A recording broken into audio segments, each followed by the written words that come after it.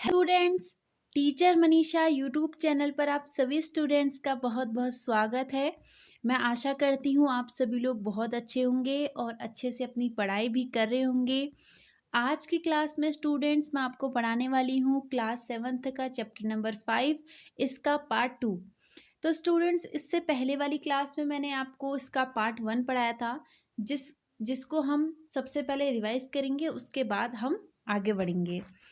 तो स्टूडेंट्स, पिछली क्लास में हमने 3 पॉइंट कवर कर लिए थे, जिसमें सबसे पहला पॉइंट था कुतुब मीनार। दिल्ली में स्थित कुतुब मीनार 5 मंजिली इमारत है।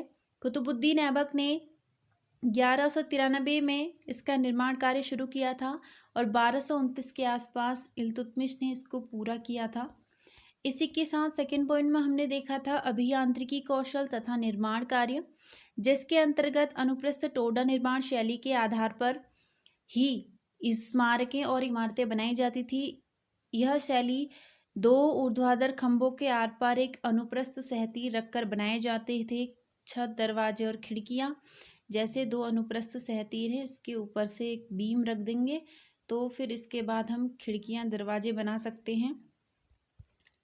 11वीं शताब्दी के प्रारंभ में मंदिर निर्माण तो हमने देखा था कि शिव की स्तुति में बनाए गए कंदरिया महादेव मंदिर का निर्माण चंदेल राजवंश के राजा धंगदेव द्वारा 999 ईस्वी में किया गया था।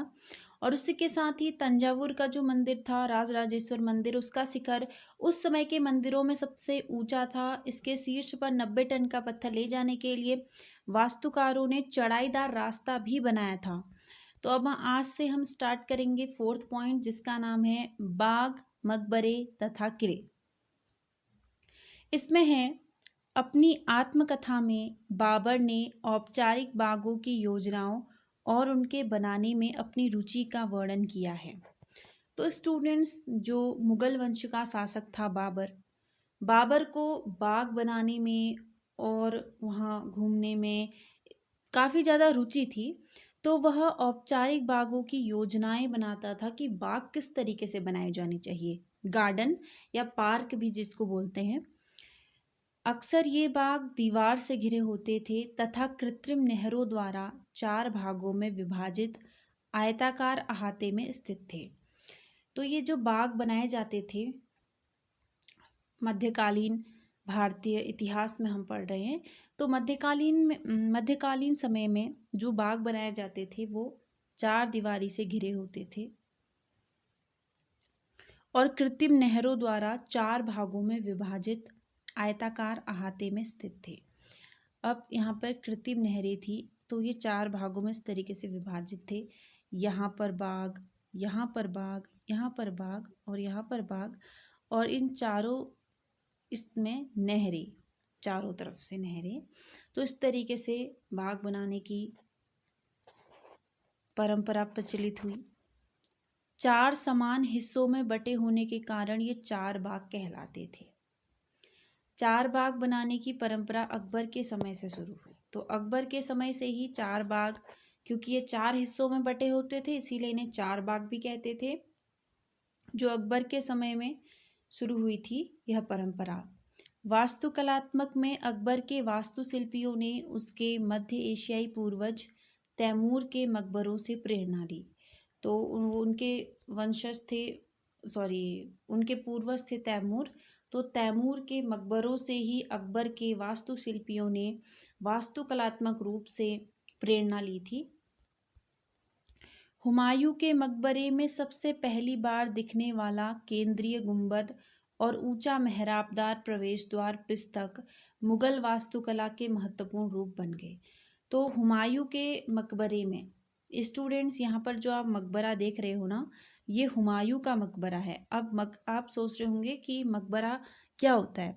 मकबरा का मतलब होता है एक ऐसी ऐतिहासिक प्राचीन इमारत या स्मारक जो किसी शाही परिवार के व्यक्ति की मृत्यु हो जाती थी जब, तो उसकी कब्र के ऊपर या इसके आसपास बनाई गई स्मारक या इमारत मकबरा कहलाती थी।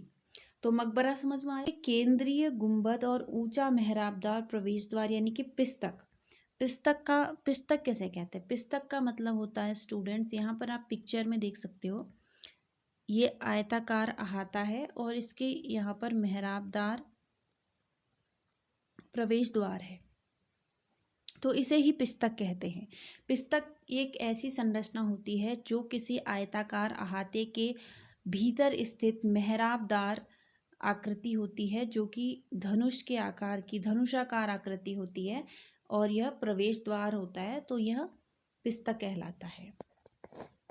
तो स्टूडेंट, जैसे कि मैंने बताया कि ये हुमायूं का मकबरा है। इसके बाद है निम्नलिखित मानचित्र में अनुप्रस्थ टोडा निर्माण शैली, जो अभी अनुप्रस्थ टोडा निर्माण शैली यानी कि इसमें क्या होता है कि दो ऊर्ध्वाधर खंबे को रखा जाता है और उसके ऊपर एक बीम या शहतीर बनाकर दरवाजे, खिड़कियां, छतों को आकार दिया जाता है, जिसे अनुप्रस्थ टोडा निर्माण शैली कहा जाता है। तो इस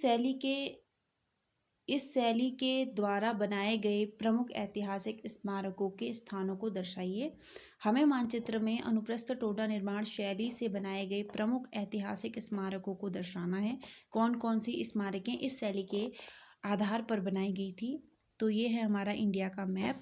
इसमें स्टूडेंट्स आप देख सकते हैं दिल्ली में कुव्वत अल इस्लाम मस्जिद, ये रही, मतलब तीर। जब भी स्टूडेंट्स आप मैप पर हम क्या देख सकते हैं, दिल्ली में क्या स्थित है, दिल्ली में स्थित है कुव्वत अल इस्लाम मस्जिद। कुव्वत अल इस्लाम मस्जिद जो कि अनुप्रस्थ टोडा निर्माण शैली के आधार पर बनाई गई थी। और उसी के साथ ही हम अगला देखेंगे मध्य प्रदेश में दो तरीके की चीज़ें बनाई गई हैं, एक खजुराहो के मंदिर और दूसरा देवगढ़ का दशावतार मंदिर। तो ये मध्य प्रदेश में स्थित दो मंदिर हैं जो अनुप्रस्थ टोडा निर्माण शैली के आधार पर बनाए गए हैं। उसी के साथ नेक्स्ट है उड़ीसा में भी मंदिर हैं, कोणार्क सूर्य मंदिर और लिंगराज मंदिर। ये दोनों जो मंदिर हैं, कोणार्क सूर्य मंदिर और लिंगराज मंदिर, ये भी अनुप्रस्थ टोडा निर्माण शैली के आधार पर बनाए गए हैं। इसी के साथ ही नेक्स्ट है अजमेर, जो कि राजस्थान में स्थित है। यहाँ पर 2.5 दिन का झोपड़ा नामक मस्जिद बनाई गई थी। उसी के साथ ही महाराष्ट्र में अजंता और एलोरा की गुफाएं, जो यहाँ पर मैंने तीर लगा के दिखाई गई हैं। तो अजंता और एलोरा की गुफाएं महाराष्ट्र में स्थित है, जो कि अनुप्रस्थ टोडा निर्माण शैली के आधार पर ही बनाई गई हैं। तो इतनी चीज़ें आपको याद रखनी है स्टूडेंट्स। इसके बाद हम आगे बढ़ेंगे और देखेंगे एमसीक्यू क्वेश्चंस। निम्नलिखित प्रश्नों में से किसी एक सही विकल्प का चयन कीजिए। सबसे पहला क्वेश्चन है, कुतुब मीनार की पहली मंजिल किसने बनवाई? क्या वह इल्तुतमिश ने बनवाई? क्या वह बलबन ने बनवाई? क्या वह अकबर ने बनवाई? क्या वह कुतुबुद्दीन ऐबक ने बनवाई? तो स्टूडेंट्स, इसका करेक्ट आंसर है option number D, Qutbuddin Aibak ने ही कुतुब मीनार की पहली मंजिल का निर्माण शुरू किया था। सेकंड क्वेश्चन है, मंदिर में मूर्ति कहाँ रखी जाती है? क्या वह गर्भगृह में रखी जाती है? क्या वह मुख्य द्वार में रखी जाती है? या दोनों ऑप्शन है या फिर कोई नहीं? तो स्टूडेंट, इसका करेक्ट आंसर है ऑप्शन नंबर ए, गर्भगृह में मंदिर की मूर्ति रखी जाती है, जहाँ पर पूजा आराधना की जाती है। नेक्स्ट क्वेश्चन है स्टूडेंट्स, 11वीं शताब्दी के आरंभ में निम्नलिखित में से किस के मंदिर का शिखर सबसे ऊंचा था? कौन सा वह मंदिर था जिसका शिखर सबसे ज़्यादा ऊंचा था? क्या वह तंजावुर का राजराजेश्वर मंदिर था, या फिर भूमरा का शिव मंदिर, या कोणार्क का सूर्य मंदिर, या कंदरिया महादेव मंदिर? तो स्टूडेंट्स, इसका correct answer option number A, Thanjavur का राजराजेश्वर मंदिर, जो कि जिसका शिखर सबसे ऊंचा था। उसके बाद फोर्थ क्वेश्चन है, कंदरिया महादेव मंदिर का निर्माण किस राजा ने किया? क्या वह राजा धंगदेव ने किया? क्या वह अशोक ने किया? क्या वह राजा राजेश्वर ने किया, या किसी ने भी नहीं किया इनमें से? तो स्टूडेंट्स, इसका जो आंसर है वो मुझे आप कमेंट सेक्शन में ज़रूर बताइएगा, इसका करेक्ट आंसर क्या है। तो मैं आशा करती हूँ आपको यहाँ तक समझ में आया होगा। आपको फोर्थ पॉइंट में यह याद रखना है कि जो बाबर था, बाग, मकबरे तथा किले, तो बाबर को बाग की योजनाओं को बनाने में और उनको आकार देने में, उसका निर्माण कार्य करवाने में काफ़ी ज़्यादा रुचि थी। उसने अपनी आत्मकथा में ये लिखा था, अक्सर ये बाग दीवार से घिरे होते थे और कृत्रिम नहरों के द्वारा 4 भागों में विभाजित आयताकार अहाते में स्थित थे, इसीलिए इन्हें 4 बाग भी कहा जाता था। तो आपको ये चीज़ें याद रखनी है। और पिस्तक किसे कहते हैं?